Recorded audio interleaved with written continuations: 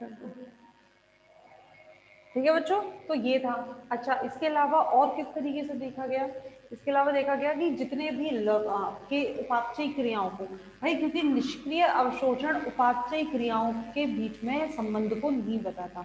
निष्क्रिय अवशोषण के अनुसार उपापचयी क्रियाओं और आपके लवण अवशोषण में कोई संबंध नहीं है, वो अपने आप ही अवशोषित होते हैं, जबकि ऐसा नहीं है। इसके लिए और जो एक्सपेरिमेंट किए गए वो देखा गया कि जितने भी फैक्टर्स होते हैं, यानी कि जितने भी कारक हैं, जैसे कि आपके तापमान है, प्रकाश है, ऑक्सीजन है, कार्बन डाइऑक्साइड, जो भी सारी चीजें हैं जो आपकी उपापचय क्रियाओं को प्रभावित करती हैं, वो प्रत्यक्ष रूप से या अप्रत्यक्ष रूप से लवण के अवशोषण को भी प्रभावित कर रही थी। ठीक है, जितनी भी आपकी उपापचय क्रियाओं को प्रभावित करने वाले कारक होते हैं, जैसे कि प्रकाश, लाइट, टेम्परेचर, ऑक्सीजन, CO2। तो जितने भी ये कारक हैं जो उपापचय क्रियाओं को प्रभावित कर रहे हैं, ये सारे कारक आपके प्रत्यक्ष रूप से या अप्रत्यक्ष रूप से क्या कर रहे थे? आपके अवशोषण, लवण अवशोषण को भी प्रभावित कर रहे थे।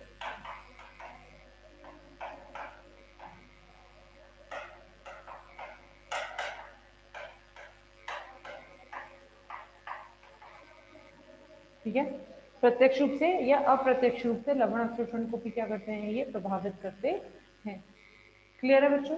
ठीक है, इसके अलावा और क्या देखा गया, और क्या एक्सपेरिमेंट किए गए? एक्सपेरिमेंट किए गए कि जो इनहिबिटर्स होते हैं,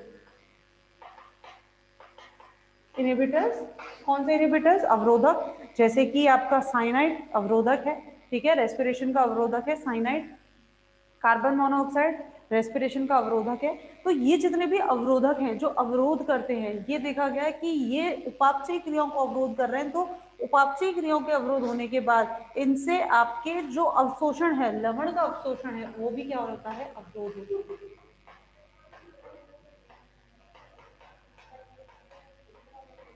लवण का अवशोषण भी इससे क्या हो जाता है? अवरोध हो जाता है। जैसे ये आपकी उपापचयी क्रियाओं को अवरोध कर रहे हैं, तो इसके साथ साथ लवण का अवशोषण भी अवरोध है। तो ये जितने भी फैक्टर्स थे, ये जितने भी एक्सपेरिमेंट किए गए, जितने भी उपयोग किए गए, उससे प्रयोगों से यही साबित होता है कि लवण के अवशोषण और उपापचयी क्रियाओं में क्या होता है? संबंध होता है, चाहे प्रत्यक्ष रूप से और चाहे अप्रत्यक्ष रूप से।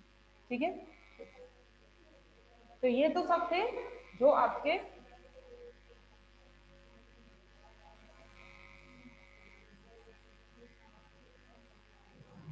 निष्क्रिय अवशोषण को।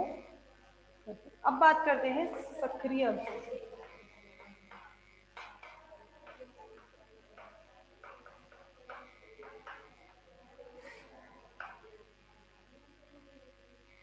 ठीक, सक्रिय अवशोषण की बात करें तो सक्रिय अवशोषण में पहला पॉइंट कि सक्रिय अवशोषण में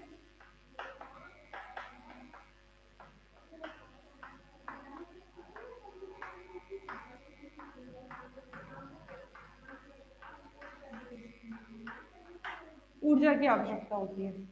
सक्रिय अवशोषण में ऊर्जा की आवश्यकता होती है। इसके बाद और अगर मैं बात करूं, सक्रिय अवशोषण ऐसे ही नहीं हो जाता, यानी कि ऐसा नहीं है कि मतलब हुआ अपने आप ही हो गया।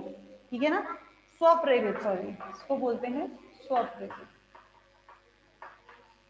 अपने आप नहीं होता, स्वप्रेरित नहीं होता, मतलब रूट्स को, जड़ों को करना पड़ता है, स्वप्रेरित नहीं होता।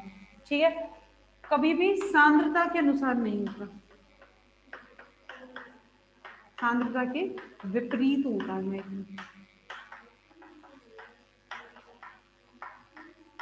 ठीक है, और कभी इसमें साम्य अवस्था स्थापित नहीं होती। जैसे कि हमने निष्क्रिय अवशोषण पढ़ा, चाहे डोनन साम्य अवस्था या जो भी है, सब में क्या था? साम्य अवस्था स्थापित हो रही थी। तो इसमें कभी भी साम्य अवस्था स्थापित नहीं होती। क्लियर है बच्चों?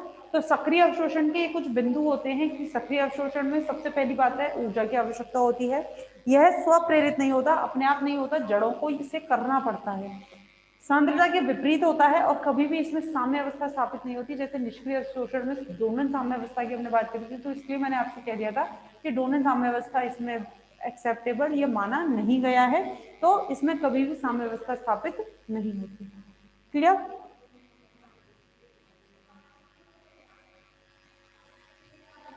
सक्रिय अवशोषण को लेकर कई सिद्धांत दिए गए। जैसे पहला सिद्धांत है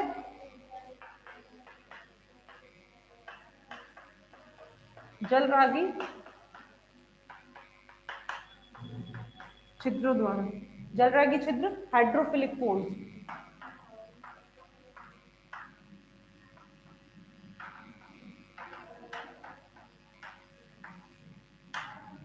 जलरागी छिद्र किसे कहते हैं? Hydrophilic pores. यानी कि जो मेम्ब्रेन है, जो झिल्ली है, प्लाज्मा झिल्ली जो होती है, इसमें कुछ पोर्स होते हैं। जैसे अपन ने वहां पढ़े थे, कुछ पोर्स होते हैं और इन पोर्स के द्वारा क्या होता है का आयनों का अवशोषण होता है। इसने केवल इतनी बात करी थी, आयन, केवल आयन। ठीक है, तो इस जलरागी छिद्रों के द्वारा क्या होता है? आयन का अवशोषण होता है और हम जानते हैं इस तरह से होता ही नहीं। क्यों? क्योंकि इसमें ऊर्जा की तो कोई बात करें नहीं, जबकि हम कह रहे हैं कि सक्रिय अवशोषण कैसा होता है? ऊर्जा की आवश्यकता होती है, तो इसलिए इसे खारिज कर दिया गया। फिर अगला नेक्स्ट है अवरोधक।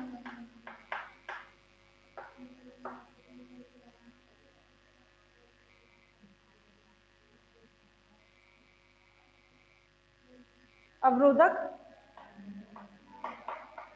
झिल्ली में सेतु प्रोटीन द्वारा,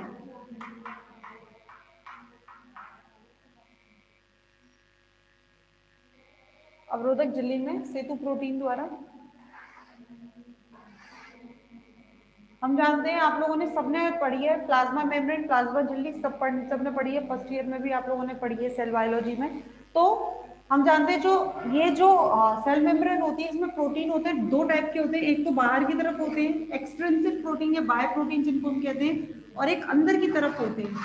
जैसे मान लो ये झिल्ली है, तो एक अंदर की तरफ होते हैं। तो ये कौन से हैं आपके? Extrinsic protein.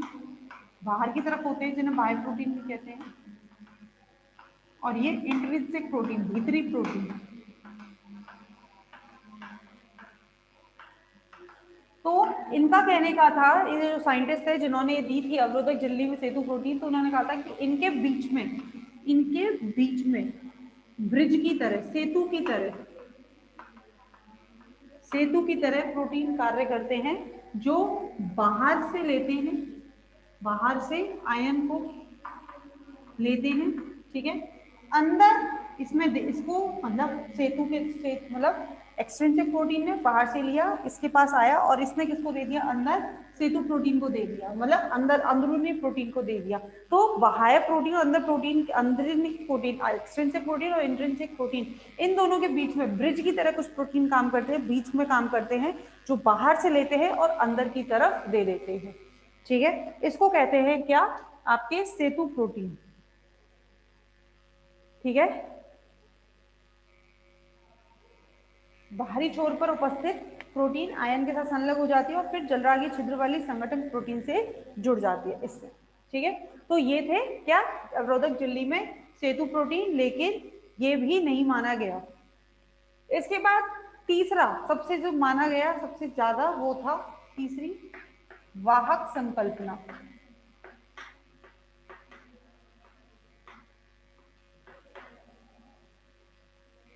वाहक संकल्पना, वाहक संकल्पना क्या है? सीधी सी बात है, जैसे वाहक हमने वहां बात करी थी, वहां हम लोगों ने क्या बात करी थी कि जैसे कुछ वाहक होते हैं भाई, जो बाहर से चार्ज को लेते हैं और अंदर छोड़ देते हैं। हमने यही बात करी थी जब हम लोगों ने निष्क्रिय अवशोषण की बात करी थी। वही सेम चीज है, बाहर से ले रहे हैं, अंदर छोड़ रहे हैं, लेकिन किसकी जरूरत पड़ रही है? इन्हें एटीपी की जरूरत पड़ रही है। ये जो वाहक होते हैं ये इनएक्टिव होते हैं, निष्क्रिय होते हैं। तो दरअसल होता क्या है? इनएक्टिव, यहाँ देखिएगा, इनएक्टिव कैरियर, निष्क्रिय वाहक प्लस एटीपी, ये बना देता है इसे एक्टिव कैरियर, ये बना देता है इसे एक्टिव कैरियर, यानी कि एटीपी की मदद से ये जो बाहर का वाहक है ये कैसा रहता है, निष्क्रिय अवस्था में रहता है। एटीपी की मदद से किस में आता है, सक्रिय अवस्था में आता है। ये एक्टिव कैरियर किसके साथ, आयन के साथ बन जुड़ता है। बाहर किसके साथ जुड़ेगा, बाहर आयन के साथ जुड़ेगा, जुड़ेगा, ठीक है, आयन के साथ जुड़ता है और बनाता है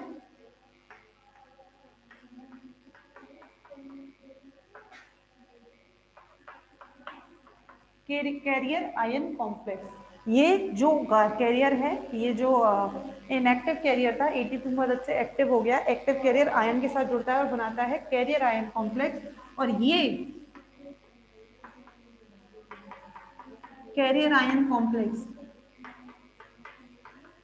कहाँ जाएगा, ये जो कैरियर आयन कॉम्प्लेक्स यहाँ पर बना है, ये कहाँ जाएगा, वो अंदर की तरफ जाएगा और अंदर की तरफ जाकर वापस किस में टूट जाएगा, ये कैरियर प्लस आयन में। या फिर इसको मैं बोल दूं किस में टूट गया, inactive carrier, inactive carrier plus ion में। दोबारा देखिएगा, ये क्या है आपका, इनएक्टिव कैरियर है। ये इनएक्टिव कैरियर निष्क्रिय वाहक एटीपी के साथ जुड़ेगा, एटीपी के साथ जुड़कर ये क्या बन जाएगा, सक्रिय वाहक। ये निष्क्रिय वाहक एटीपी के साथ जुड़ा और क्या हो गया, सक्रिय वाहक। ये सक्रिय वाहक किसके साथ जुड़ेगा, वो आयन के साथ जुड़ेगा, आयन के साथ सम्मिश्र बनाएगा, आयन के साथ सम्मिश्र बनाकर क्या बनाएगा, वाहक आयन सम्मिश्र, ठीक है, कैरियर आयन कॉम्प्लेक्स, वाहक आयन सम्मिश्र। ये वाहक आयन सम्मिश्र अब अंदर जाएगा, क्यों, कैसा हो गया, ये सक्रिय हो गया, तो अब ये अंदर जाएगा और अंदर जाकर ये वापस टूट जाएगा किसमें, इनएक्टिव कैरियर और किसमें, आयन में। तो इस तरह से ये होता है आपका वाहक संकल्पना, ठीक है। अब इसको लेकर कई सारे वो दिए गए थे, यहाँ पर देखिएगा, फॉस्फोकाइनेज और ये एंजाइम फॉस्फेटेज, ठीक है। फॉस्फोकाइनेज, फॉस्फोकाइनेज की मदद से ये जो कैरियर था एटीपी से जुड़ा था, तो इसके अंदर जो एंजाइम था वो कौन सा था, फॉस्फोकाइनेज। फॉस्फोकाइनेज ने क्या किया है, फॉस्फोरस ट्रांसफर करने का काम किया है, तो एक्टिव कैरियर पे क्या आ गया, फॉस्फोरस आ गया। यहाँ पर सब जगह इस पर फॉस्फोरस जुड़ा हुआ है, ठीक है, यहाँ पर भी फॉस्फोरस जुड़ा हुआ है कैरियर आयन कॉम्प्लेक्स में। लेकिन जैसे ही अंदर गया तो इस कैरियर आयन से, कैरियर आयन कॉम्प्लेक्स में से आयन अलग करना है, तो कौन सा एंजाइम, फॉस्फेटेज। और फॉस्फेटेज ने क्या कर दिया, कैरियर को इनएक्टिव कर दिया, आयन को अलग कर दिया और फॉस्फोरस को अलग कर दिया। क्लियर है बच्चों, तो ये होता है आपका वाहक संकल्पना। अब इसके साथ साथ और भी सारी चीजें हैं जिनको बताया गया है।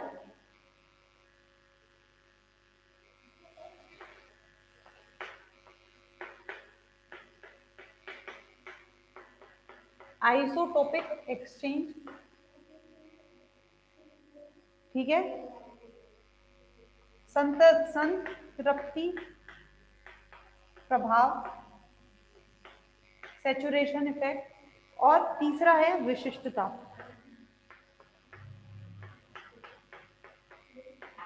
ये तीन इसके साथ दिए हुए वाहक संकल्पना के साथ, जिसमें से आपको अभी इन दोनों की बात करते हैं, इसकी बात बाद में करेंगे। सबसे पहले संतृप्ति प्रभाव।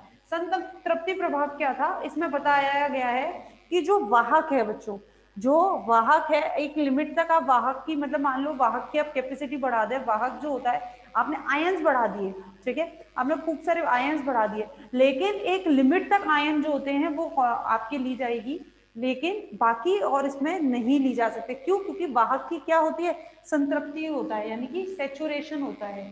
संतृप्ति प्रभाव यानी कि क्या होगा, इसका सैचुरेशन होगा। एक लिमिट तक वाहक आपका आयन ले सकता है, लेकिन उसके बाद वो उसको नहीं लेगा, ठीक है ना। एक लिमिट तक वो आयंस को एब्जॉर्ब करेगा, एक लिमिट तक आयंस का अवशोषण करेगा, उसके बाद नहीं होगा। तो हम ये कहते हैं कि क्यों, क्योंकि वाहक में क्या आ जाता है, संतृप्ति प्रभाव, यानी कि सेचुरेशन इफेक्ट। वो क्या हो गई, संतृप्त हो गई, तृप्त हो गई, अब और वो आयंस नहीं ले सकते वाहक, जितने हैं उतने वो आयनों से क्या हो गए, भर गए।